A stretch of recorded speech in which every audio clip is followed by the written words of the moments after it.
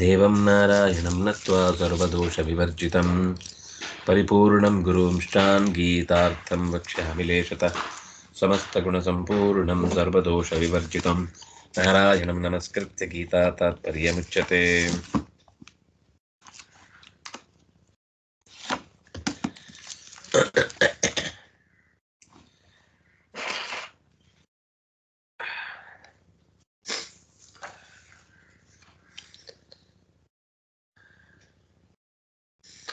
ಅಪಾನೇ ಜುಹ್ವತಿ ಪ್ರಾಣಂ ಪ್ರಾಣೇ ಪಾನಂ ತಥಾ ಪರೇ ಪ್ರಾಣಾಪಾನಗತಿರುದ್ಧ್ವಾ ಪ್ರಾಣಾಯಾಮಪರಾಯಣಾಃ. ಅಪರೇ ನಿಯತಾಹಾರಾಃ ಪ್ರಾಣಾನ್ ಪ್ರಾಣೇಷು ಜುಹ್ವತಿ ಸರ್ವೇಪ್ಯೇತೆ ಯಜ್ಞವಿದಃ ಯಜ್ಞಕ್ಷಪಿತಕಲ್ಮಷಾಃ ಅಂತ ನಾವು ಹಿಂದೆ ಅಪರೇ ನಿಯತಾಹಾರಾಃ ಒಬ್ರು ಪ್ರಾಣಾಯಾಮದ ಕರ್ಮವನ್ನೇ ಯಜ್ಞವನ್ನಾಗಿ ಚಿಂತಿಸಿ ಬದುಕುವಂಥವರು ಪ್ರಾಣಾಯಾಮ ಪರಾಯಣ ಅಂತ ನಿರೂಪಣೆ ಮಾಡಿದ್ರು. ದ್ರವ್ಯಯಜ್ಞ, ಸ್ತಪೋಯಜ್ಞ ಇತ್ಯಾದಿಗಳನ್ನು ಹೇಳುವಾಗ ಅನೇಕ ಥರದ ಯಜ್ಞಗಳ ಕಲ್ಪನೆಯನ್ನು ಕೂಡ ನಾವು ಹಿಂದೆ ಗಮನಿಸಿದ್ವಿ. ಯೋಗವೇ ಯಜ್ಞವಾಗುತ್ತೆ, ಸ್ವಾಧ್ಯಾಯ ಯಜ್ಞ ಆಗುತ್ತೆ ಇತ್ಯಾದಿಗಳು. ಈಗ ಅಪಾನೇ ಜುಹ್ವತಿ ಪ್ರಾಣಂ, ಅಪಾನದಲ್ಲಿ ಪ್ರಾಣನನ್ನು, ಪ್ರಾಣನಲ್ಲಿ ಅಪಾನವನ್ನು, ಪ್ರಾಣಾಪಾನಗಳ ಗತಿಯನ್ನು ತಡೆದು ಕುಂಭಕದಲ್ಲಿ ಮತ್ತೆ ಕೆಲವರು ನಿಂತು ಪ್ರಾಣಾಯಾಮದ ಮಹಾಯಜ್ಞದಲ್ಲಿ ತೊಡಗಿದವರಾಗ್ತಾರೆ. ಅಷ್ಟೇ ಅಲ್ಲ, ಅಪರೇ ನಿಯತಾಹಾರ ಪ್ರಾಣಾನ್ ಪ್ರಾಣೇಷು ಜುಹ್ವತಿ ಸರ್ವೇಪ್ಯೇತೆ ಯಜ್ಞವಿದಃ ಯಜ್ಞಕ್ಷಪಿತಕಲ್ಮಷಾಃ. ಆಹಾರವನ್ನು ನಿಯಂತ್ರಣದಲ್ಲಿರಿಸಿಕೊಂಡು ಪ್ರಾಣಗಳನ್ನು, ಇಂದ್ರಿಯಗಳನ್ನು ಪ್ರಾಣಗಳಲ್ಲಿ ಪ್ರಾಣಾಪಾನ ವ್ಯಾನೋದಾನ ಸಮಾನಗಳಲ್ಲಿ ಹೋಮಿಸುತ್ತಾರೆ. ಸರ್ವೇಪ್ಯೇತೆ ಯಜ್ಞವಿದಃ, ಎಲ್ಲರೂ ಇವರು ಯಜ್ಞದ ಕ್ರಮವನ್ನು ಚೆನ್ನಾಗಿ ಬಲ್ಲವರು, ಯಜ್ಞದಿಂದಲೇ ಎಲ್ಲ ಕೊಳೆಯನ್ನು ಕಳೆದುಕೊಳ್ಳುವವರು ಅಂತ ಹೀಗೆ ವಿವರ ಕೊಟ್ಟ ಬಳಿಕ ಆಚಾರ್ಯರ ಮಾತು ನಿಯತಾಹಾರತ್ವೇನ ಪ್ರಾಣಶೋಷಾತ್ ಪ್ರಾಣಾನ್ ಪ್ರಾಣೇಷು ಜುಹ್ವತಿ. ನಿಯತಾಹಾರರಾಗಿ, ನಿಯತ ಆಹಾರ ಅಂದರೆ ಎಷ್ಟು ಬೇಕೋ ಅಷ್ಟು ಮಾತ್ರ ಸ್ವೀಕರಿಸುವ ಕ್ರಮದಿಂದ ಪ್ರಾಣಶೋಷಾನ್, ಇಂದ್ರಿಯಗಳನ್ನು ಚೆನ್ನಾಗಿ ತಡೆಹಿಡಿಯುವ, ಪ್ರಾಣಾನ್ ಆ ಎಲ್ಲ ತತ್ವಗಳನ್ನು ಪ್ರಾಣೇಶು ಜುಹ್ವತಿ ಉಪಪ್ರಾಣಗಳಲ್ಲಿ ಅದನ್ನು ಪರಿಚಯಿಸುವುದಿರುತ್ತೆ.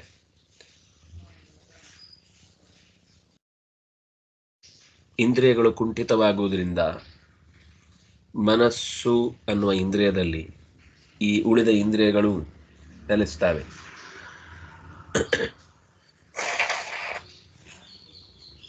ಇಂದ್ರಿಯಗಳಿಗೆ ದೌರ್ಬಲ್ಯ ಅಥವಾ ಅದರ ಸಾಮರ್ಥ್ಯ ಕಮ್ಮಿ ಆದಾಗ, ಕಣ್ಣಿಗೆ ನೋಡುವ ಶಕ್ತಿ ಆಹಾರ ನಿಯತಾದಾಗ ಇಂದ್ರಿಯಗಳಿಗೆ ಶಕ್ತಿ ತಾನಾಗಿಯೇ ಕುಂಠಿತ ಆಗುತ್ತೆ. ಜಾಸ್ತಿ ಸಿಕ್ಕಿದಷ್ಟು ಕೊಬ್ಬು ಅಂತ ನಾವು ಹೇಳ್ತೀವಲ್ವ, ಅಥವಾ ಕೆಲವೊಮ್ಮೆ ಮದ ಅಂತ ಹೇಳ್ತೀವಲ್ಲ, ಹಾಗೆ ಅದು ಮದ ಆಗ್ಲಿಕ್ಕೆ ಕಾರಣ ಅತಿಯಾದ ಆಹಾರ. ಆ ಮದ ಕಮ್ಮಿ ಆದರೆ ಇಂದ್ರಿಯ ಶಕ್ತಿ ತನ್ನಿಂದ ತಾನೇ ಕಡಿಮೆ ಆಗುತ್ತೆ.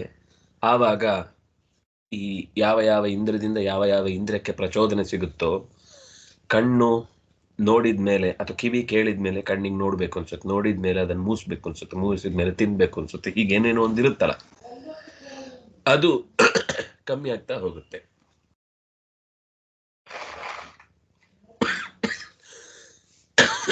ನಾರಾಯಣ. ಅಥವಾ ಯಚ್ಚೇದ್ ವಾಂಗ್ಮನಸಿ ಪ್ರಾಜ್ಞಸ್ತದ್ಯಚ್ಚೇ ಜ್ಞಾನ ಆತ್ಮನಿ, ಮಾತನ್ನು ಮನಸ್ಸನ್ನು ವಿಜ್ಞಾನದ ಆತ್ಮದಲ್ಲಿ ಹೋಮ ಮಾಡಬೇಕು ಅಂತ ಉಪನಿಷತ್ತುಗಳು ನಿರೂಪಣೆ ಮಾಡಿದ್ದಿದೆ.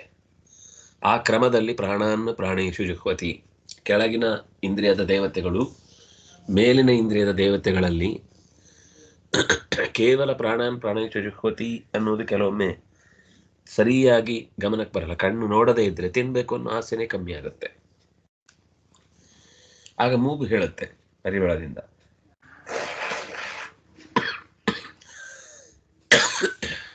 ಆದರೆ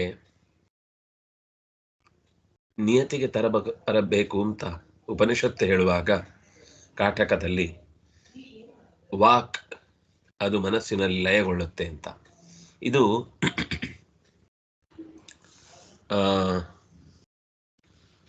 ಯದಸ್ಯ ಅಲ್ಪಾಶನಂ ತೇನ ಪ್ರಾಣಾಃ ಪ್ರಾಣೇಶು ವೈಹುತಾಃ ಅಂತ ಬೇರೆ ಕಡೆಯೂ ಕೂಡ ಗ್ರಂಥಾಂತರದಲ್ಲಿ ಪ್ರಸಿದ್ಧ. ಕಮ್ಮಿ ಉಣ್ಣೋದ್ರಿಂದ ಇಂದ್ರಿಯಗಳನ್ನೇ, ಅಂದರೆ ಅದಕ್ಕೆ ಶಕ್ತಿ ಕಮ್ಮಿ ಆದಾಗ ತಾನೇ ಬೇರೆ ಮೇಲಿನ ಇಂದ್ರಿಯಕ್ಕೆ ಸರೆಂಡರ್ ಆಗಿಬಿಡುತ್ತೆ. ಅದೇ ಹೋಮ ಅಂತ ಲೆಕ್ಕ. ಬೇಡಪ್ಪ ಇವತ್ತು ಎಲ್ಲಿಗೂ ಹೋಗೋದು ಬೇಡ, ಇವತ್ತು ಅದು ಮಾಡೋದು ಬೇಡ, ಇವತ್ತು ಕೇಳಿಸ್ಕೊಳ್ಳೋದು ಬೇಡ ಅಂತ ಅದರ ಪೂರ್ತಿ ಅಸಹಾಯಕತೆಯನ್ನು ಮನಸ್ಸಿಗೆ, ನೀನೇನಾದರೂ ಮಾಡ್ಕೊ, ನನ್ನ ಹತ್ರ ಅಂತೂ ಆಗಲ್ಲ ಅಂತ ಮನಸ್ಸಿಗೆ ಅದು ಶರಣಾಗಿ ಬಿಡುತ್ತೆ. ಇದೇ ಒಂದು ರೀತಿಯಲ್ಲಿ ಹೋಮ. ಹೀಗೆ ಪೂರಕ, ರೇಚಕ, ಕುಂಭಕ ಎನ್ನುವ ಪ್ರಾಣಾಯಾಮದ ಯಜ್ಞದ ಬಗ್ಗೆ ನಿರೂಪಣೆ ಮಾಡಿದ್ರು. ಏಕೆಂದರೆ ಕುಂಭಕ ಅನ್ನೋದು ಬಹಳ ಪ್ರಾಣಾಪಾನ ಗತಿ ರುದ್ವ ಅಂತ ಬಂತಲ್ಲ, ಅದು ಬಹಳ ಪ್ರಧಾನವಾದದ್ದು. ಈ ಒಳಕ್ಕೆ ತಗೊಳ್ಳೋದು ಹೊರಕ್ಕೆ ಬಿಡುವುದು ಅನ್ನೋದು 2 ರೆಕ್ಕೆ ಇದ್ದ ಹಾಗೆ. 2 ರೆಕ್ಕೆ ಇಲ್ಲದೆ ಕುಂಭಕಕ್ಕೆ ಅರ್ಥವೇ ಇಲ್ಲ ಅಂತ ಆಗುತ್ತೆ. ಅದರಿಂದಾಗಿ ಅದನ್ನು ಎಷ್ಟು ನಿಧಾನವಾಗಿ ಪೂರಕ ರೇಚಕಗಳನ್ನು ನಾವು ಮಾಡ್ತೇವೋ, ಗಾಳಿಯನ್ನು ನಿಧಾನಕ್ಕೆ ತೆಗೆದುಕೊಳ್ಳೋದು, ಗಾಳಿಯನ್ನು ನಿಧಾನಕ್ಕೆ ಬಿಡೋದು, ಇದು ಅನಾರೋಗ್ಯ ಇದ್ದಾಗ ಅಥವಾ ಇನ್ನೇನೋ ಇದ್ದಾಗ ಮಾಡಬಾರದು. ಕ್ರಮವಾಗಿ ನಿತ್ಯದ ಬೇರೆ ಚಟುವಟಿಕೆಗಳಲ್ಲಿ, ನಾವು ಕೂತು ಮಾಡುವ ಕಾರ್ಯಗಳಲ್ಲಿ ಉಸಿರಿನ ಬಗ್ಗೆ ಗಮನ, ಉಸಿರು ಹೊರಗೆ ಹೋಗೋದ್ರ ಬಗ್ಗೆ ಗಮನ ಜಾಸ್ತಿ ಆದ ಹಾಗೆ ಕುಂಭಕಕ್ಕೆ ನಮಗೆ ಶಕ್ತಿ ಜಾಸ್ತಿ ಸಿಗುತ್ತೆ. ಹಾಗಾಗಿ ಕಲುಷಿತವಾದ ಗಾಳಿ ಇದ್ರೆ ಒಂದು ವೇಳೆ, ಅದಕ್ಕೆ ಅವರು ಸಾಮಾನ್ಯ ಋಷಿಗಳು ಸ್ವಲ್ಪ ಇಂಟೀರಿಯರ್, ಕಾಡು, ಬೆಟ್ಟ ಇಂಥ ಜಾಗಗಳಿಗೆ ಹೋಗ್ತಾ ಇದ್ದದಕ್ಕೆ ಕಾರಣ ಇಷ್ಟೇ, ಶುದ್ಧವಾದ ಗಾಳಿ ಬೇಕು ಅಂತ.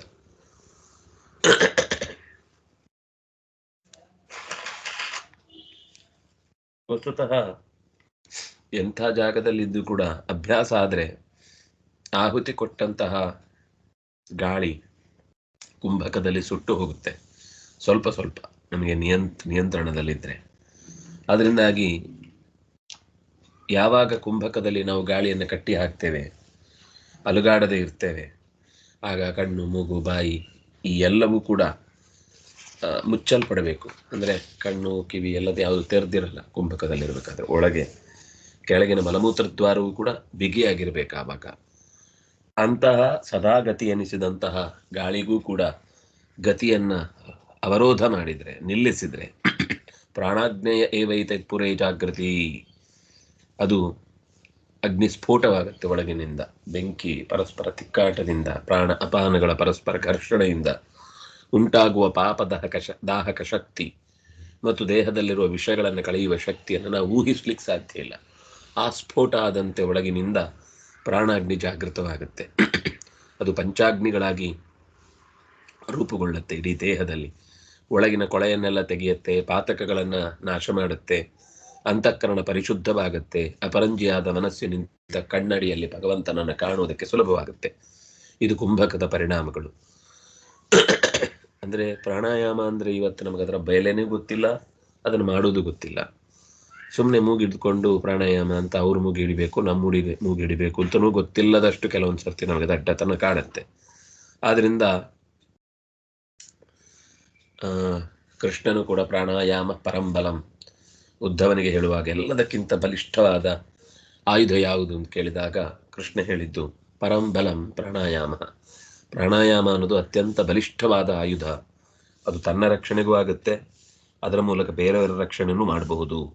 ಪ್ರಾಣಶಕ್ತಿ ಜಾಗೃತವಾದಾಗ ಏನು ಬೇಕಾದರೂ ಕಾರ್ಯ ಮಾಡೋದಕ್ಕೆ ಸಾಧ್ಯ ಆಗುತ್ತೆ. ಹಾಗಾಗಿ ರೇಚಕ, ಪೂರಕ, ಕುಂಭಕ ಇದು ಪ್ರಾಣಾಯಾಮದ ಕ್ರಮ.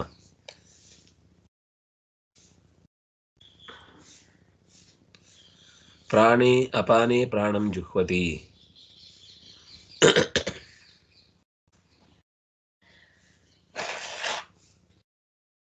ಹೊರಕ್ಕೆ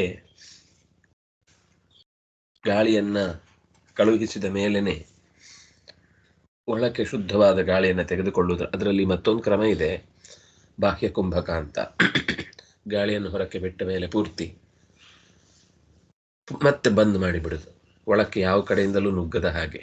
ಅದು ಬಾಹ್ಯ ಕುಂಭಕದಿಂದ ನಾಡಿಗಳಲ್ಲಿ ಎಲ್ಲಿಯಾದರೂ ಮಧ್ಯದಲ್ಲಿ ಗಾಳಿ ಹೋಗುವ ನಾಡಿಗಳಲ್ಲಿ ಅಥವಾ ರಕ್ತ ಹೋಗುವ ನಾಡಿಗಳಲ್ಲಿ ತಡೆಗಳಿದ್ರೆ, ನಾವಿವತ್ತು ಅದನ್ನು ಬ್ಲಾಕ್ಗಳು ಅಂತ ಏನು ಹೇಳ್ತೀವಿ, ಅದು ನಿಧಾನಕ್ಕೆ ಕರಗುತ್ತೆ ಅಂತ ಬಾಹ್ಯ ಕುಂಭಕದ ಪ್ರಭಾವವನ್ನು ಹೇಳ್ತಾರೆ.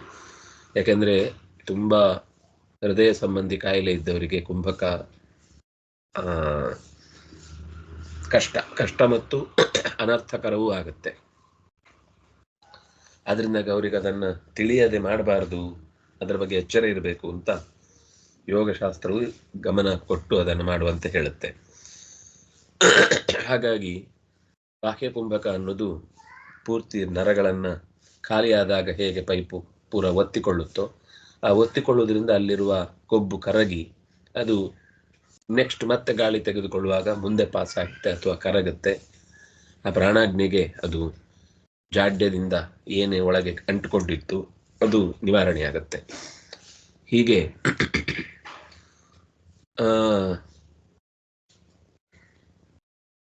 ಅಪಾನದಲ್ಲಿ ಪ್ರಾಣನನ್ನು ಹೋಮಿಸುವುದು ಅಂದರೆ ಪ್ರಾಣ ಹೊರಕ್ಕೆ ಹೋಗ್ತಾ ಇದೆ ಅಂದರೆ ಅದು ಅಪಾನ.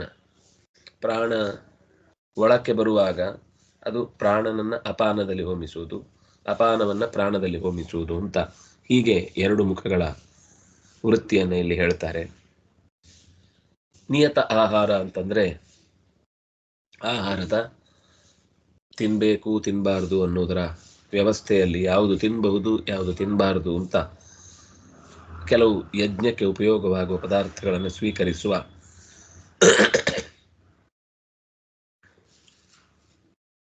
ಯಜ್ಞ ಅಂದರೆ ಎಲ್ಲ ಸೇರಿ ಆಗುವಂಥದ್ದು, ಯಾವುದೋ ಒಂದರಿಂದ ಯಜ್ಞ ಆಗುವುದಿಲ್ಲ. ಯಾಕೆಂದರೆ ಪ್ರಾಣಾಯಾಮವನ್ನು ಯಜ್ಞ ಅಂತ ಹೇಳಿದ್ದು ಯಾಕೆ ಅಂದರೆ, ಯಜ್ಞ ಅನ್ನೋದು ನಮ್ಮ ತಲೆಯಲ್ಲಿ ಇರುವ ಹಾಗೆ ಕೇವಲ ಕುಂಡದ ನಡುವೆ ಇರುವಂಥದ್ದಲ್ಲ ಅನ್ನೋದನ್ನು ಹಿಂದೆಯೂ ಸುಮಾರು ಸತಿ ಹೇಳಿದ್ದಾರೆ. ಹಾಗಾಗಿ ನಿಯತ ಆಹಾರ ಸ್ವೀಕಾರ ಮಾಡುವಾಗ ಯಜ್ಞಕ್ಕೆ ಅಗತ್ಯ ಇದ್ದಷ್ಟೇ ಹಾಕುವುದು ಕೂಡ ಯಜ್ಞದ ಒಂದು ಅಗತ್ಯ. ಅದನ್ನು ಅನ್ವಾಧಾನ ಅಂತ ಸಾಮಾನ್ಯ ಯಜ್ಞದಲ್ಲಿ ಏನಾದರೂ ಒಂದು ಸರ್ತಿ ಮೊದಲು ಸಂಕಲ್ಪ ಮಾಡ್ತಾರೆ ಹೋಮ ಮಾಡುವ ಮುಂಚೆ. ಅದಕ್ಕಿಂತ ಒಂದು ಕಡ್ಡಿ ಜಾಸ್ತಿ ಹಾಕಿದ್ರು ತಪ್ಪೆ, ಹಾಕ್ಲಿಕ್ಕಿಲ್ಲ. ಹಾಕುವ ಮುಂಚೆನೆ ಬೇಕಿದ್ರೆ 108 ಮಾಡಬೇಕಾ 1008 ಮಾಡಬೇಕಾ ಅಂತ ಯೋಚನೆ ಮಾಡಬೇಕು. 1008 ಅಂತ ಯೋಚಿಸಿ ಪದಾರ್ಥಗಳನ್ನು ಸಂಗ್ರಹಿಸಿ ಅದಕ್ಕೆ ಸರಿಯಾಗಿ ಹೋಮ ಮಾಡಬೇಕು. ಉಂಟು ಇನ್ನೊಂದು 100 ಹಾಕ್ಬಿಡೋಣ, ಆಹುತಿ ಕ್ರಮದಲ್ಲಿ ಹಾಕ್ಲಿಕ್ಕಿಲ್ಲ. ಬೇಕಿದ್ರೆ ಕಟ್ಟಿಗೆ ರೂಪದಲ್ಲಿ ಉರಿತಾ ಇದೆ, ವೇಸ್ಟ್ ಆಗಬಾರ್ದು, ಅದು ಉಳಿದಿರುವ ಹಾಳಾಗುತ್ತೆ, ಗೆದ್ಲು ಹಿಡಿದು ಯಜ್ಞದ ರೂಪದಲ್ಲಿ ಭಗವಂತನಿಗೆ ಸರ್ವ ಸಮರ್ಪಣೆ ಅಂತ ಹೇಳಿ ಮಾಡ್ಬೋದಷ್ಟೇ ಬಿಟ್ಟರೆ ಆಹುತಿಯ ರೂಪದಲ್ಲಿ ಒಂದು ತುತ್ತು ಅನ್ನನೂ ಜಾಸ್ತಿ ಹಾಕುವ ಹಾಗಿಲ್ಲ. ಅದಕ್ಕೆ ಅದು ನಿಶಿಸ್ತು ಅನ್ನುವ ದೃಷ್ಟಿಯಿಂದ ಮೊದಲೇ ಅದರ ಪೂರ್ವಕಲ್ಪನೆ ಇದ್ದುಕೊಂಡು ಮಾಡಬೇಕು ಅಂತ, ಅದಕ್ಕೆ ಯಜ್ಞ ಅಂತ ಹೆಸರು. ಅದಕ್ಕೆ ನಿಯತಾಹಾರ ಅಂತ ಇಲ್ಲಿ ನಮಗೆ ಹೇಳಿದ್ದು. ನಮಗೂ ಕೂಡ ಈ 32 ತುತ್ತು ಅಂತ ಈಗ ಸನ್ಯಾಸಿಗಳಿಗೆ ಇರುವ ಹಾಗೆ ಗೃಹಸ್ಥರಿಗೂ ಅವರ ಹೊಟ್ಟೆಯಲ್ಲಿ ಇನ್ನೊಂದು ಕಾಲು ಭಾಗ ತುಂಬುವ ಹಾಗೆ, ಗಾಳಿ ಕಾಲು ಭಾಗ ನೀರು ಉಳಿಯುವ ಹಾಗೆ ಆಹಾರವನ್ನು ಸ್ವೀಕರಿಸಬೇಕು ಅಂತ ಒಂದು ನಿಯಮ. ಅದು ನಿಯತ ಆಹಾರತ್ವ. ಅನ್ನೇನ ಕುಕ್ಷೇರ್ದ್ವಾವಂಶೋ ಪಾನೇನೇಕ ಪ್ರಪೂರಯೇತ್ ಆಶ್ರಯಂ ಪವನಾದೀನಾಂ ಚತುರ್ಥಂ ಅವಶೇಷಯೇತ್. ಇದು ಅಷ್ಟಾಂಗ ಹೃದಯದ ಮಾತು. ಕುಕ್ಷವು ಅನ್ನೇನ ದ್ವಾವಂಶವು, ಹೊಟ್ಟೆಯನ್ನು 4 ಪಾಲು ಮಾಡಿದರೆ, ಒಳಗಿನಿಂದ ಭಾಗ 4 ವಿಭಾಗ ಮಾಡಿಕೊಂಡ್ರೆ 2 ವಿಭಾಗದಷ್ಟು ಅನ್ನವನ್ನ ತುಂಬಿಸ್ಬೇಕು. ಪಾನೇನ ಏಕಂ, ನೀರಿನಿಂದ 1 ಭಾಗ ಅಂದ್ರೆ ಕಾಲು. ಆಮೇಲೆ ಅಶ್ರಯಂ ಪವನಾದೀನ,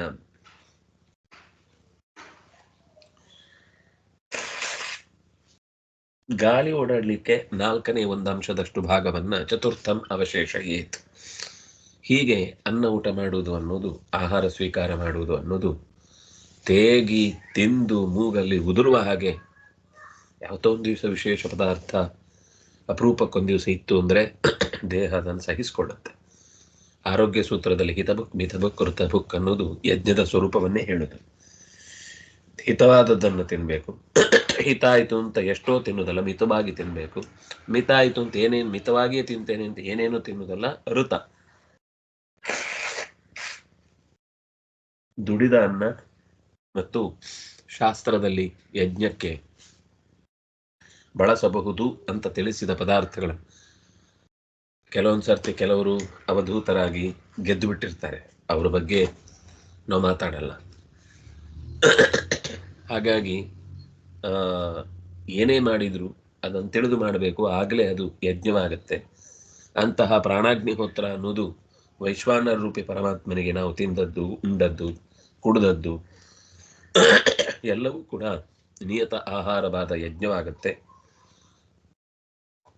ಕೃಷ್ಣ ಹೇಳಿದಲ್ವ, ಯತ್ ಕರೋಷಿ ಯದಶ್ನಾಸಿ ಯಜ್ಜುಹೋ ಸಿದ್ಧಾಸಿಯತ್ ಯತ್ ತಪಸ್ಸಿ ಕೌಂತೆಯ ತತ್ ಕುರುಶ್ವಮದರ್ಪಣಂ. ಯತ್ ಕರೋಷಿ ಯದಶ್ನಾಸಿ, ಅಶ್ನಾಸಿ ಅಂದರೆ ತಿನ್ನುವುದು. ನೀನು ಏನು ತಿಂದು ಕುಡಿದು ತೆಗ್ದಿಯೋ ಅದೆಲ್ಲವನ್ನು ನನಗೆ ಒಪ್ಪಿಸು ಅಂತ. ಅದು ಒಂದು ನಿಯತ ಆಹಾರ. ನಿಯತ ಅಂದರೆ ಭಗವಂತನಿಗೆ ಸಂಬಂಧಪಟ್ಟದ್ದು ಅಂತ ಅದನ್ನು ನಿಯತಗೊಳಿಸಿ ಆಹಾರವನ್ನು ಸ್ವೀಕಾರ ಮಾಡುವಂಥದ್ದು.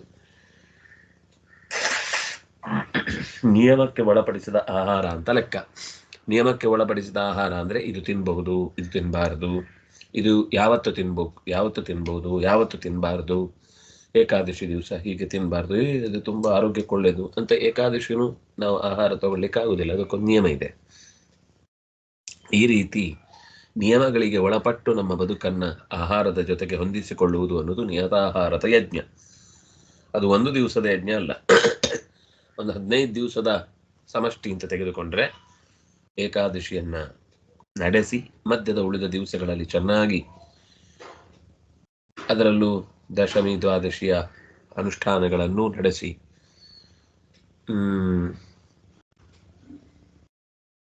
ಕೃಷ್ಣ ಜಯಂತಿಯ ದಿವಸ ಉಪವಾಸ, ಇದೆಲ್ಲ ನಿಯತ ಆಹಾರಕ್ಕೆ ಸಂಬಂಧಪಟ್ಟದ್ದು. ಭಗವತ್ ಸಮರ್ಪಿತವಾದ ಆಹಾರವನ್ನು ಸ್ವೀಕರಿಸುವುದು, ನಿಷಿದ್ಧವಾದ ಪದಾರ್ಥಗಳನ್ನು ಔಷಧದ ರೂಪದಲ್ಲಿ ತೆಗೆದುಕೊಳ್ಳಬಹುದು ಬಿಟ್ಟರೆ ನಾಲಿಗೆ ರುಚಿಗಾಗಿ ಸ್ವೀಕರಿಸುವುದು ತಪ್ಪಾಗುತ್ತೆ. ಅದು ನಿಯತಾಹಾರದ ಒಂದು ಲಕ್ಷಣ. ಭಗವದ್ ಅರ್ಪಣ ಬುದ್ಧಿಯಿಂದ ಮಾಡಿದ ಆಹಾರವನ್ನು ಭಗವಂತನಿಗೆ ಅರ್ಪಿಸಿ, ಇವತ್ತು ಮನೆಯಲ್ಲಿ ಏನೇ ಅಡಿಗೆ ಆದರೂ ಅದು ಭಗವಂತನಿಗಾಗಿ ಅಂತ ಮೊದಲು. ಅದರಿಂದಾಗಿ ಎಲ್ಲೆಲ್ಲಿಂದಲೂ ತಂದ ಆಹಾರವನ್ನು ನಾವು ತಿನ್ನಲಿಕ್ಕೆ ಕಷ್ಟ ಆಗುವುದು ಈ ಕಾರಣಕ್ಕೇನೆ. ಎಲ್ಲೆಲ್ಲಿಂದಲೂ ಅವ್ರಿಗೆ ಏನು ಚಿಂತನೆ ಮಾಡಿರ್ತಾರೋ ಅದು ಅಡಿಗೆ ಆಗುವಾಗದಿಂದ ಶುರುವಾಗುತ್ತೆ. ಕನಿಷ್ಠ ಪಕ್ಷ ಅದು ಚೆನ್ನಾಗಿ ಭಗವಂತನಿಗೆ ನಿವೇದನೆ ಆಗುತ್ತೆ ಅಂತ ನಿಶ್ಚಯ ಮಾಡುವಲ್ಲಿಂದಾದರೂ ಕೂಡ ನಾವು ಆಹಾರ ಸ್ವೀಕಾರ ಮಾಡಿದರೆ, ಅದಕ್ಕೆ ಸಾಮಾನ್ಯವಾಗಿ ಜ್ಞಾನಿಗಳ ಮನೆಯ ಅನ್ನವನ್ನು ಸ್ವೀಕರಿಸಬೇಕು. ಅದು ಬಿಟ್ಟು ಬೇರೆ ಕಡೆ ಆದಷ್ಟು ಅದನ್ನು ಬಿಟ್ಟು ಬಿಡಬೇಕು ಅಂತ ಹೇಳೋದು ಈ ಕಾರಣಕ್ಕಾಗಿ. ಯಾಕೆಂದರೆ ಅವ್ರ ಮನೆಯಲ್ಲಿ ಅಡಿಗೆ ಶುರು ಮಾಡುವಾಗಲೇ ಇವತ್ತು ದೇವರಿಗೆ ನೈವೇದ್ಯಕ್ಕೆ ಏನು ಅಂತ ಚಿಂತಿಸಿ ಶುರು ಮಾಡುತ್ತಾರೆ ಅಂತ. ಹಾಗೆ ಮಾಡಬೇಕು, ಎಲ್ಲ ಕಡೆ ಆಗುತ್ತೆ ಇಲ್ಲೋ ಗೊತ್ತಿಲ್ಲ, ಆದರೆ ಹಾಗೆ ಮಾಡಬೇಕಾದ ಕರ್ತವ್ಯ. ಆ ಹಿನ್ನೆಲೆಯಲ್ಲಿ ನಮಗೆ ಆಹಾರದ ನಿಯಮ ಅನ್ನೋದು ನಿಯತ ಆಹಾರ ಅಂದಾಗ ಅವನಿಗೋಸ್ಕರ ಯಜ್ಞ, ಅವನಿಗೋಸ್ಕರ ಅಡಿಗೆ, ಅವನಿಗೋಸ್ಕರ ಮನೆಯ ಎಲ್ಲ ಕಾರ್ಯಗಳು ಅಂತ ನಡೆಯುವುದು ಶುರುವಾದಾಗ ನಮ್ಮ ಆಹಾರ ನಮ್ಮ ಮನಸ್ಸಿನ ಶುದ್ಧತೆಗೆ ಕಾರಣ ಆಗುತ್ತೆ. ನಿನ್ನೆದು ಮೊನ್ನೆದು ಅಂತಿಲ್ಲ, ತಂಗಳ ಪೆಟ್ಟಿಗೆಯಲ್ಲಿ ತುಂಬಿದ್ದು ಅಂತಿಲ್ಲ, ಎಲ್ಲೆಲ್ಲಿಂದಲೂ ಮಾಡಿದ್ದನ್ನು ತರುವುದು ಅಂತಿಲ್ಲ. ಈ ಹಣ್ಣು ಧಾನ್ಯ ಇಂಥವುಗಳಿಗೆ ಈ ನಿಯಮ ಇಲ್ಲ, ಯಾಕೆಂದರೆ ಅದನ್ನು ಎಲ್ಲರೂ ಬೆಳಿಲಿಕ್ಕಾಗುವುದಿಲ್ಲ. ಆದರೆ ಅಡಿಗೆ ಅಥವಾ ಪದಾರ್ಥಗಳ ತಯಾರಿ ಅದನ್ನು ನಾವು ನಮ್ಮ ಮನೆಯಲ್ಲಿ ಮಾಡ್ಕೊಳ್ಳಿಕ್ಕೆ ಆಗುವಂಥದ್ದು, ಮಾಡಬೇಕಾದ್ದು. ಅತಿಥಿ ಮತ್ತು ದೇವತೆಗಳನ್ನು ಚಿಂತಿಸಿ ಮಾಡಿದರೆ ಮಾತ್ರ ಅದು ಯಜ್ಞವಾಗುತ್ತೆ, ನಿಯತ ಆಹಾರದ ಯಜ್ಞದ ಒಂದು ಭಾಗವಾಗುತ್ತೆ. ಹೀಗೆ ಇನ್ನು ಕೆಲವರೆಲ್ಲ ವ್ರತಾನುಷ್ಠಾನದ ನಿಯಮದಿಂದ ಪಾಡ್ಯ 1 ತುತ್ತು, 2ನೇ ದಿವಸ 2 ತುತ್ತು, 10ನೇ ದಿವಸ 10 ತುತ್ತು, 11ನೇ ದಿವಸ ಏನೂ ಇಲ್ಲ, 12 ಮತ್ತೆ 12 ತುತ್ತು, 13, 14, 15, ಮತ್ತೆ ವಾಪಸ್ಸು 15, 14, 13, 12, 11 ಏನಿಲ್ಲ, 10, 9, 1 ಅಂತ ಅಲ್ಲಿ ತನಕ ಬಂದು ಚಾಂದ್ರಾಯಣ ಅಂತ ಒಂದು ವ್ರತವನ್ನು ಮಾಡುತ್ತಾರೆ. ಇನ್ನು ಭೀಷ್ಮ ಪಂಚಕ ಅಂತಿದೆ, ವಿಷ್ಣು ಪಂಚಕ ಅಂತಿದೆ. ವಿಷ್ಣುವಿಗೆ ಸಂಬಂಧಪಟ್ಟ ನಕ್ಷತ್ರಗಳ ಮತ್ತು ತಿಥಿಗಳನ್ನು ಉಪವಾಸಗೈಯುವುದು ಅಂತ ಅರ್ಥ. ಅದು ತಿಂಗಳಿಗೆ 5 ಬರುತ್ತೆ. ಇದು ಕಂಟಿನ್ಯೂಸ್ ಏಕಾದಶಿಯಿಂದ ಅಮಾವಾಸ್ಯೆ ತನಕ, ಏಕಾದಶಿನ ಹುಣ್ಣಿಮೆಯ ತನಕ ಮಾಡುವ ಮತ್ತೊಂದು ಯಜ್ಞ ಭೀಷ್ಮ ಪಂಚಕ. ವರ್ಷಗಟ್ಟಲೆ ಮಾಡ್ತಾರೆ ಕೆಲವರು. ಹಾಗೆ ಇದೆಲ್ಲ ನಿಯತ ಆಹಾರ, ಇದೇ ಯಜ್ಞ. ಆಹಾರವನ್ನು ನಿಯಂತ್ರಣದಲ್ಲಿಟ್ಟು ನಾವು ಪ್ರತ್ಯೇಕ ದೊಡ್ಡ ಯಜ್ಞ ಮಾಡಿ ಪದಾರ್ಥಗಳನ್ನು ತಯಾರಿಸಿ ಮಾಡಲಿಕ್ಕೆ ಕಷ್ಟ ಆಗುತ್ತೆ ನಮ್ಮ ಹತ್ರ. ಉಪವಾಸ ಇರುವವನಿಗೆ ಕಲ್ಪನೆಯನ್ನ ಉಪವಾಸದ ಜೊತೆಗೆ, ಅಂದರೆ ಆಹಾರ ಇಲ್ಲದೆ ಉಪವಾಸ ಇರುವವನನ್ನೇ ಅವನಿದನ್ನು ತಿಳಿದು ಮಾಡದ ಅಂದರೆ ಅವನು ಯಜ್ಞ ಮಾಡಿದ ಮಹಾ ಯಜಮಾನನಿಗಿಂತ ಇವನ ಯಜ್ಞ ಸಾರ್ಥಕವಾಗುತ್ತೆ. ಅದರಿಂದಾಗಿ ಯಾರಿಗೂ ಭಗವಂತನನ್ನು ಒಲಿಸಿಕೊಳ್ಳಿಕ್ಕೆ ಮಾರ್ಗ ಇಲ್ಲ ಅಂತಿಲ್ಲ. ಯಜ್ಞ ಮಾಡ್ಲಿಕ್ಕೆ ಆಗಲಿಲ್ಲ, ಅದರಿಂದ ನಂಗೆ ದೇವರನ್ನು ಒಲಿಸ್ಲಿಕ್ಕೆ ಆಗಲಿಲ್ಲ. ಪೂಜೆ ಮಾಡ್ಲಿಕ್ಕೆ ನಂತರ ಶಾಲಗ್ರಾಮಾದಿಗಳಿಲ್ಲ, ಅದರಿಂದ ನನಗೆ ಪೂಜೆ ಮಾಡ್ಲಿಕ್ಕೆ ಆಗಲಿಲ್ಲ. ಅಥವಾ ನಾನು ಇಂಥ ಮನೆತನದಲ್ಲಿ ಹುಟ್ಟಲಿಲ್ಲ, ಅದರಿಂದಾಗಿ ನನಗೆ ಇಂಥದ್ದು ಮಾಡ್ಲಿಕ್ಕೆ ಆಗಲಿಲ್ಲ. ಇಲ್ಲವೇ ಇಲ್ಲ. ಎಲ್ಲರಿಗೂ ಒಂದೇ ಥರದ್ದಲ್ಲ. ಅದು ಎಲ್ಲರೂ ಎಲ್ಲವೂ ಮಾಡಲಿಕ್ಕೂ ಆಧಾರ ಸಿಗದೆ ಹೋಗ್ಬೋದು. ಯಜ್ಞ ಮಾಡ್ಲಿಕ್ಕೆ ಬೇಕಾದ ಸಾಮಗ್ರಿ ಸಿಗದೆ ಹೋಗ್ಬೋದು, ಅಥವಾ ಮಾಡಿಸೋರು ಸರಿಯಾಗಿ ಸಿಗದೆ ಹೋಗ್ಬೋದು, ಅಥವಾ ನಮಗೆ ಅಷ್ಟು ಖರ್ಚು ಮಾಡಲಿಕ್ಕೆ ಕಷ್ಟ ಆಗ್ಬೋದು. ಆದರೆ ದೇವರ ಆರಾಧನೆ ನಿಲ್ಲುವುದಿಲ್ಲ. ಯಜ್ಞ ಮಾಡಲಿಕ್ಕೆ ಆಗಲಿಲ್ಲ ಅಂದ ತಕ್ಷಣ ನಾವು ದೇವರ ಆರಾಧನೆಯಿಂದ, ದೇವರ ಪೂಜೆಯಿಂದ ದೂರ ಆಗಿದ್ದೇವೆ ಅಂತ ಅರ್ಥ ಅಲ್ಲ. ನಮಗೆ ಏನು ಅವಕಾಶ ಸಿಕ್ಕಿದೆಯೋ, ಪ್ರಾಣಾಯಾಮ ಬೇರೆ ಯಾರು ಬೇಡ, ಆಹಾರದ ನೇತಿಗೆ ಬೇರೆ ಯಾರು ಬೇಡ, ಇನ್ನೊಬ್ಬರಿಗೆ ಸಮಾಧಾನ ಮಾಡುವ ಮಾತಾಡಲಿಕ್ಕೆ ಯಾವುದು ಬೇಡ, ನಮ್ಮ ಸ್ವಾಧ್ಯಾಯಕ್ಕೆ ಬೇರೆ ಯಾವುದು ಬೇಡ, ಗೊತ್ತಿದ್ದದನ್ನು ಪಕ್ಕದವರ ಜೊತೆಗೆ ಹಂಚಿಕೊಳ್ಳುವುದಕ್ಕೆ ಬೇರೆ ಯಾರು ಬೇಡ. ಹಂಚಿಕೊಳ್ಳಿಕ್ಕೆ ಬೇಕು, ಆದರೆ ಪದಾರ್ಥಗಳ ಸಂಗ್ರಹ ಬೇಕಾಗಿಲ್ಲ. ವ್ಯಕ್ತಿ ಇದ್ರೆ ಸಾಕು, ಮನಸ್ಸಿದ್ರೆ ಸಾಕು, ಕೇಳೋನಿದ್ರೆ ಸಾಕು, ಹೇಳೋನಿದ್ರೆ ಸಾಕು, ಒಂದು ಎಲ್ಲದಕ್ಕಿಂತ ಹಿರಿದಾದ ಯಜ್ಞವನ್ನು ಮಾಡಲಿಕ್ಕೆ ಸಾಧ್ಯ ಆಗುತ್ತೆ. ಹಾಗಾಗಿ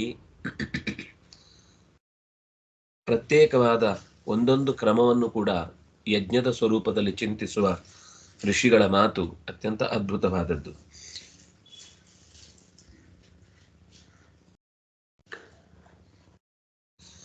ಆಹಾರ ನಿಯಂತ್ರಣದಿಂದ ಇಂದ್ರಿಯಗಳ ನಿಯಂತ್ರಣವಾಗುತ್ತೆ. ಅದರಿಂದ ಅವುಗಳ ಚೆಲ್ಲು ಬುದ್ಧಿ ಅನ್ನೋದು ತನ್ನಿಂದ ತಾನೇ ಕಮ್ಮಿ ಆಗುತ್ತೆ. ಇಂದ್ರಿಯಗಳ ಚಟುವಟಿಕೆಗಳನ್ನು ಒಂದು ಇಂದ್ರಿಯದಿಂದ ಇನ್ನೊಂದು ಇಂದ್ರಿಯಕ್ಕೆ ಸಂಬಂಧಪಡುವುದನ್ನು ಅಲ್ಲೇ ಹೋಮಿಸುವುದು ಅಂತ ಅರ್ಥ. ಕಣ್ಣು ಕಿವಿ ಕೇಳಿದ್ರಿಂದ ಕಣ್ಣು ನೋಡ್ಲಿಕ್ಕೆ ಹೋಯ್ತು. ಇಂದ್ರಿಯ ನಿಗ್ರಹಕ್ಕೋಸ್ಕರ ಆಹಾರವನ್ನು ಹಿಂದೆ ನಿಯತಿಗೊಳಿಸಿದ್ದು. ಹಾಗಾಗಿ ಕಮ್ಮಿ ತಿನ್ನುವವರ ಇಂದ್ರಿಯ ಪ್ರವೃತ್ತಿಗಳು ಉಳಿದ ಇಂದ್ರಿಯಗಳಲ್ಲಿ ಅದನ್ನು ಇಂಪೋಸ್ ಮಾಡುತ್ತೆ. ಬೇಡ, ಇದ್ರ ಬಗ್ಗೆ ಬೇಕಾಗಿಲ್ಲ ಅಂತ. ಅದೇ ಒಂದು ಯಜ್ಞ ಆಗಿದೆ. ಇಂದ್ರಿಯ ನಿಯಂತ್ರಣವೇ ಒಂದು ಯಜ್ಞ ಇದೆ. ಹಿಂದೆ ಒಂದು ಸ್ವರೂಪದಲ್ಲಿ ಹೇಳಿದ್ರು, ಅದರ ಇನ್ನೂ ಸರಿಯಾದ ಕಾರಣಗಳ ಸ್ವರೂಪಗಳನ್ನು ಮೂಲದಲ್ಲಿ ಹೇಗೆ ಆಹಾರ ನಿಯಂತ್ರಣದಿಂದಲೇ ಬಯಕೆಗಳು ಕಮ್ಮಿಯಾಗಿ ಇಂದ್ರಿಯಗಳ ಚಾಪಲವು ಕಮ್ಮಿಯಾಗಿ, ಆ ಚಾಪಲ ಕಮ್ಮಿ ಆಯಿತು ಅನ್ನುವುದೇ ಒಂದು ಯಜ್ಞ.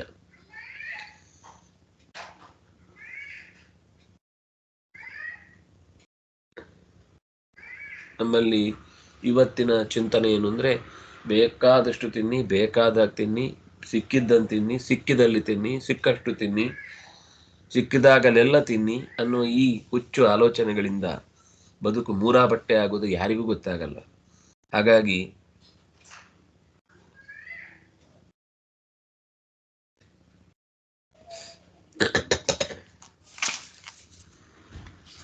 ಸರ್ವೇಪ್ಯೇತೆ ಯಜ್ಞವಿದಃ ಯಜ್ಞಕ್ಷಪಿತ ಕಲ್ಮಷಾಃ. ಸರ್ವೇಪ್ಯೇತೆ, ಈ ಎಲ್ಲರೂ ಕೂಡ ಯಜ್ಞದ ಕ್ಷಪಿತ ಕಲ್ಮಷಾಃ, ಯಜ್ಞದ ಪ್ರಸಾದದಿಂದ ನಿಯತ ಆಹಾರ ಮಾಡುವವನು ಯಾರಿದ್ದಾನೋ ಅವನ ಮನೇಲಿ ಒಂದು ತುತ್ತನ್ನು ಸ್ವೀಕರಿಸಿದ್ರೆ ನಮಗೂ ನಾಳೆ ಆ ರೀತಿಯಾದ ವ್ಯವಹಾರ ಮಾಡುವ ಬುದ್ಧಿ ಬರುತ್ತೆ. ಯಾಕೆಂದ್ರೆ ಎಲ್ಲ ಯಜ್ಞಗಳಲ್ಲಿಯೂ ಭೋಕ್ತೃ ಭಗವಂತನೇ. ಅದರ ಪ್ರಸಾದವಾಗಿ ಭಗವಂತನನ್ನೇ ನಾವು ಸ್ವೀಕರಿಸುವುದು ಅನ್ನುವ ಪ್ರಜ್ಞೆಯಿಂದ ಕಲ್ಮಶಗಳು ಕ್ಷಪಿತಗೊಳ್ಳುತ್ತವೆ, ನಾಶಗೊಳ್ಳುತ್ತವೆ. ಯಜ್ಞ ಕ್ಷಪಿತ ಕಲ್ಮಷಾಹ. ಮೈಗಂಟಿದ ಕೊಳೆ ಮಾತ್ರ ಅಲ್ಲ, ಮೋಕ್ಷದ ದಾರಿಗೆ ಅಡ್ಡಲಾದ ಪಾಪ ಎನ್ನುವ ಕೊಳೆಯನ್ನು ಕೂಡ ಭಗವತ್ ಪ್ರತಿಪಾದ್ಯವಾದ ಮಾತುಗಳಿಂದ ಆಹುತಿ ಕೊಟ್ಟು ಉಳಿದ ಶೇಷವನ್ನ, ಅನ್ನಶೇಷವನ್ನ, ಯಜ್ಞಶೇಷವನ್ನ ಪರಮಾತ್ಮನ ಪ್ರಸಾದ ಅಂತ ಸ್ವೀಕರಿಸುವವನಿಗೂ ಕೂಡ ಆ ಯಜ್ಞದ ವಿಶೇಷ ಪುಣ್ಯ ಇದೆ. ಹಾಗಾಗಿ ಅಪರೇ ಕೆಲವರು ನಿಯತ ಮಿತವಾದ ನಿಯಂತ್ರಿತವಾದ ಆಹಾರವನ್ನು ಸೇವಿಸುವವರು, ಭಗವಂತನಿಗೆ ಅರ್ಪಿಸಿ ಸೇವಿಸುವವರು ಅಂತ ಅರ್ಥ. ಇನ್ನು ಕೆಲವರು ಅಪರೇ ಕಮ್ಮಿ ಕಮ್ಮಿ ತಿಂದು ಇಂದ್ರಿಯ ವೃತ್ತಿಗಳನ್ನು, ಇಂದ್ರಿಯಗಳಲ್ಲಿ ಜುಹ್ವತಿ ಆಹುತಿ ಕೊಡುವವರು, ಇಂದ್ರಿಯ ಚಾಪಲವನ್ನು ಗೆದೆಯುವವರಿರ್ತಾರೆ. ಇನ್ನು ಕೆಲವರು ಇಂದ್ರಿಯಾಭಿಮಾನಿ ದೇವತೆಗಳನ್ನು ಪ್ರಾಣೇಶು ಮೇಲಿನ ಇಂದ್ರಿಯಾಭಿಮಾನಿ ದೇವತೆಗಳಲ್ಲಿ ಜುಹ್ವತಿ ಹೋಮಿಸಿ ಅದನ್ನು ಯಜ್ಞವಾಗಿ ಚಿಂತಿಸ್ತಾರೆ. ಅದರ ಅರ್ಥ ಅಧೀನರು, ಮೇಲಿನ ದೇವತೆಗಳಿಗೆ ಕೆಳಗಿನ ದೇವತೆಗಳು ಅಧೀನರು. ಸರ್ವೇಪ್ಯೇತೆ, ಈ ರೀತಿ ಹಿಂದೆ ಹೇಳಿದ ದ್ರವ್ಯಯಜ್ಞ, ತಪೋಯಜ್ಞ, ಯೋಗಯಜ್ಞ, ಸ್ವಾಧ್ಯಾಯ, ಜ್ಞಾನಯಜ್ಞ, ಈ ರೀತಿ ಎಲ್ಲರೂ ಕೂಡ ಮಾಡುವ ಯಜ್ಞಗಳಿಂದ ಭಗವಂತ ಅತ್ಯಂತ ಹೆಚ್ಚಿನ ಪ್ರೀತಿಯನ್ನ ಅವನ ಬಗ್ಗೆ ಪಟ್ಟು ಯಜ್ಞದಿಂದ ಕಲ್ಮಶಗಳನ್ನು ಕ್ಷಪಿತ ಕಳೆದುಕೊಳ್ಳುವವರಾಗಿ, ನಿರ್ದುಷ್ಟರಾಗಿ, ಶುದ್ಧ ಭಾವದಿಂದ ಬದುಕನ್ನು ನಡೆಸಲಿಕ್ಕೆ ಬೇಕಿರುವ ಶಕ್ತಿಯನ್ನ ಅನುಭವಿಸ್ತಾರೆ ಅನ್ನೋದು ಒಟ್ಟು ಈ ಶ್ಲೋಕದ ಭಾವ. ಮತ್ತೆ ನಾಳೆ 31ನೆಯ ಶ್ಲೋಕದ ಕಡೆಗೆ ನಾವು ಸಾಗೋಣ. ಇವತ್ತು ಇದಕ್ಕೆ ಸಂಬಂಧಪಟ್ಟ ಹಾಗೆ ತಾತ್ಪರ್ಯ ಏನು ಹೆಚ್ಚು ಬಂದಿಲ್ಲ.